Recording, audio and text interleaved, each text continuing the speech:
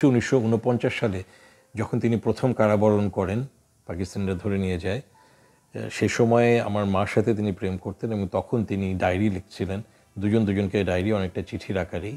সেটি পরে বই আকারে প্রকাশিত হয়েছে দিনপঞ্জি মনপঞ্জি ডাকঘর, সেখান থেকে একটি অংশ।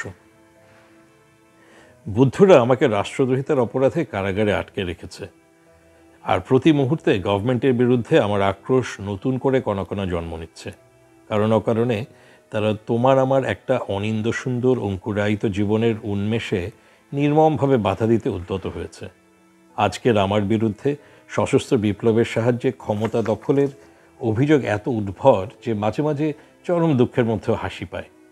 রাজনীতির রেণুমাত্র নেই চিন্তাধারার মধ্যে। যেদিন থেকে খুলনায় চাকরি নিয়েছি সেদিন থেকেই স্পষ্ট উপলব্ধি করেছি এই সত্য, যে ভ্যানিটি 1948-এর প্রথম দিকে দোটানার মধ্যে বয়ে বেড়াচ্ছিলাম, সেটাকে বিসর্জন দিয়েছি দৌলতপুরে।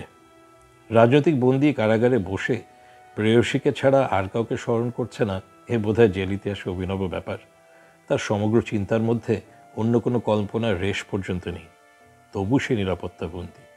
দুঃখজনক, হাস্যকর।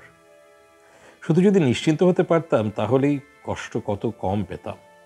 কবে ছাড়া পাবো, তখন বাইরে গিয়ে তোমাকে কীরকম দেখব, তোমার শরীর, তোমার মন, আমি নিজেই বা কী হব। সময় যত দীর্ঘ হবে অনিশ্চয়তা ততই গভীর থেকে গভীরতর স্তরে নামবে। মুক্তি পেয়ে নতুন চাকরি কোথায় পাবো, কারা দেবে, আমার পছন্দ হবে, সংসার গড়ার মতো আর্থিক সংস্থান কতদিনে তৈরি হবে, মুরব্বীদের সম্মতির জন্য অধীর উৎকণ্ঠায় আবার ভীত সন্ত্রস্ত জীবন।